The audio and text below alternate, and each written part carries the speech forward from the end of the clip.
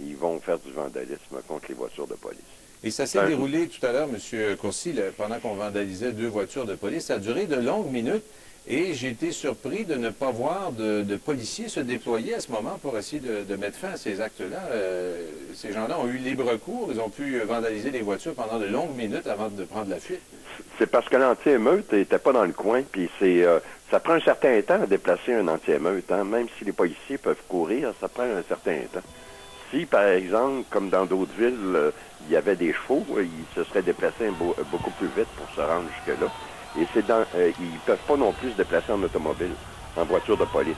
Ça serait dangereux aussi en même temps d'arriver avec des polices, des voitures de police. Mais ils se déplacent à pied, donc ça leur prend effectivement un certain temps avant de repérer. Mais aussitôt que les vandales voient les policiers, ils se déplacent et eux, ils peuvent courir plus vite et se rendre ailleurs. Là, on voit un camion de pompiers qui essaie de se frayer un chemin, mais encore là, le véhicule des pompiers ne semble pas, à moins que je me trompe, escorté par un véhicule de police. On a l'impression que les policiers sont peut-être un peu surpris par l'ampleur de ce qui se passe actuellement. Je ne suis pas certain qu'ils sont surpris. C'est qu'ils sont moins mobiles que les manifestants, là, que les vandales. Okay? C'est ça le problème qu'ils ont. Les pompiers n'ont pas besoin d'être escortés. Hein? C'est des gros véhicules. Et si les vandales s'en prenaient au camion de police, là, c'est pas vraiment, au camion de pompiers, c'est pas vraiment des forces de l'ordre. Là, il y a vraiment un affrontement. Là, ça ressemble à un groupe comme celui-là, un affrontement avec la police.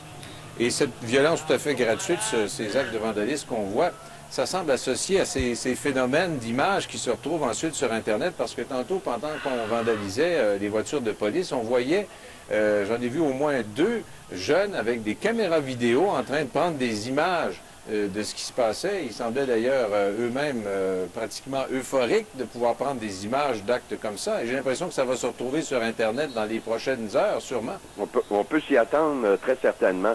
C'est pas certain là, que c'est les vandales eux-mêmes qui sont en train de se filmer, mais c'est certain qu'il y a des jeunes qui sont en train de filmer ces événements-là. Et qu'on va effectivement trouver ces images-là sur Internet, ça, il n'y a pas de doute là-dessus. Mais il y a un affrontement. Moi, je sais pas. Peut-être lorsqu'on va avoir de l'arrestation d'un certain nombre de vandales, on va peut-être avoir des raisons. Ils vont peut-être nous expliquer des raisons pour lesquelles ils s'emploient à vandaliser les voitures de police.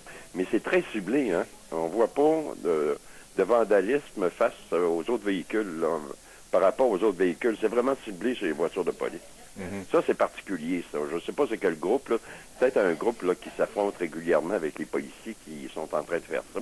Et vous voyez près des 2 voitures qui ont été vandalisées, il y a un restaurant de la chaîne McDonald's qui aurait peut-être pu être la cible de vandales. C'est déjà arrivé dans certains cas, mais il y a eu un mouvement tout à l'heure quand même de gens assez rapides devant le restaurant, mais je ne pense pas qu'il y a eu des actes de vandalisme. La distinction qu'on peut faire là, sur le type de foule sur le type d'événement, c'est pas une émeute, là. OK? C'est pas une émeute comme on a vu là il y a quelques années, puis qui avait donné lieu au rapport Malouf. C'est pas exactement ce phénomène-là. C'est plus, c'est pas une émeute, je dirais, c'est une petite meute de vandales qui sont en train de s'apprendre carrément avec par rapport avec les voitures de police. Et là, alors, je sais pas où... ça peut rester isolé et ciblé de cette manière-là, ils vont s'en prendre seulement à des voitures de police.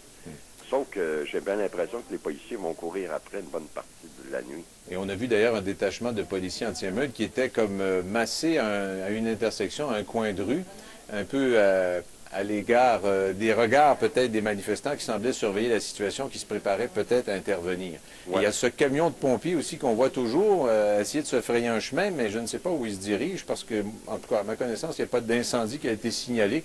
Il faudra voir un peu plus tard ce qui se passe avec ça. Ouais. Mais est-ce que vous pensez que les policiers s'étaient suffisamment préparés à ce qui se passe ce soir? Oui, il y avait plusieurs scénarios. Ils sont très bien préparés par rapport à des événements comme ça. Et il y avait un scénario d'émeute, mais comme je vous disais tantôt, c'est pas une émeute là, qui est en train de se produire. Il y a quelques années, on avait eu une émeute avec des partisans des Canadiens, avec des gens qui avaient des chandails, puis tout ça. Alors, c'est une fête qui avait dégénéré. Mais là, on n'a pas exactement le même phénomène. J'ai l'impression, moi, qu'ils vont faire intervenir des policiers en civil là, qui vont procéder à des arrestations. Probablement. Ils vont courir après ces individus-là. Il doit y avoir quelques leaders là-dedans. Et on voit que peu à peu, la circulation automobile semble se rétablir progressivement. C'est bon signe. Peut-être que les choses reviennent à la normale. Ça va prendre peut-être encore un certain temps, mais déjà, c'est un bon signe. Donc, si je vous comprends bien, M. Courcy, c'est qu'on vit deux choses actuellement. Ouais. Un défilé impromptu, festif, de gens qui sont contents de la victoire du Canadien, qui sont évidemment exubérants, mais quand même disciplinés. Et il y a des groupes isolés de casseurs qui ont commis des actes de vandalisme. C'est ça. Il y a un groupe festif. Il pourrait avoir aussi du grabuge du côté du groupe festif avec la boisson et tout ça. Mais là, il n'y en a pas. Pour l'instant, il n'y en a pas de phénomène comme ça. Et le groupe festif, si ça dégénérait, là, on aurait une émeute. On n'a pas ça. On a un groupe de vandales, un groupe d'opposition aux policiers est en train de faire une sorte de petite guérilla urbaine là, face aux policiers. Et ils vont avoir de la misère parce que le groupe de vandales est très mobile. Ils courent dans les rues alors que les policiers de l'anti-émeute le sont beaucoup moins mobiles. Là, on les voit se déplacer. On voit l'image. Là, on voit qu'ils ne se déplacent pas en courant. On voit qu'ils ne se déplacent pas vite. Alors, j'ai l'impression qu'ils vont courir après ces jeunes-là une bonne partie de la nuit. Pensez qu'un détachement de policiers à cheval aurait pu être utile ce soir? Ah ben, c'est très efficace, mais ça prend beaucoup de policiers de cette... comme ça. Oui. Est-ce qu'on a ces Ou effectifs-là, encore des Montréal? policiers en moto. Des policiers en moto. On a déjà vu à l'époque des policiers en moto qui couraient après des jeunes comme ça. Parfait, M. Courcy, merci beaucoup. On va aller maintenant rejoindre Denis Thériault, qui est dans un autre secteur. Denis, où est-ce que vous êtes exactement? Bien, toujours dans le même coin, à côté du Centre Bell, sur René Lévesque, au coin de Drummond. Regardez, la foule a diminué, s'est déplacée sur René Lévesque, direction ouest principalement, même que les policiers, pour vous permettre de constater, bloquent la circulation de l'autre côté. Donc, on ne permet pas aux automobiles d'arriver de l'ouest vers l'est. Et même, c'est assez désert de ce côté-là. Intervention policière assez importante, les policiers qui font le contrôle de la circulation. Alors, si on regarde ce qui se passe de l'autre côté maintenant, il y a un attroupement ici au coin de Drummond. On s'est mis en retrait un peu là, pour pouvoir avoir une meilleure vue. Et de l'autre côté, même, il y a encore des gens qui sont là. Mais je dois vous dire que la foule a diminué considérablement depuis tout à l'heure. Il y a des automobiles qui sont au travers de la foule. Ça prend un certain temps à avancer, à passer au travers. Les gens, de ce côté-ci, il n'y a pas vraiment d'hostilité de la part de la foule. Les gens sont contents, les gens fêtent, mais les gens bloquent aussi la circulation. Les policiers sont très présents. On les voit surtout en retrait, par exemple, aux intersections. Ici, on voit cette voiture, ce superviseur de la circulation, en tout cas un policier qui est sur place, qui observe ce qui se passe. Il est aux premières loges. Évidemment, on peut présumer que si la situation dégénérait, les policiers pourraient intervenir très rapidement. Mais c'est quand même assez pacifique. La conséquence, évidemment, c'est la circulation qui est bloquée. Mais je vous dirais que la foule a diminué par rapport à tout à l'heure. Il y avait beaucoup plus de monde ici. Les gens semblent s'en aller tranquillement, là. C'est ce qu'on peut constater. Coin Drummond et René Lévesque.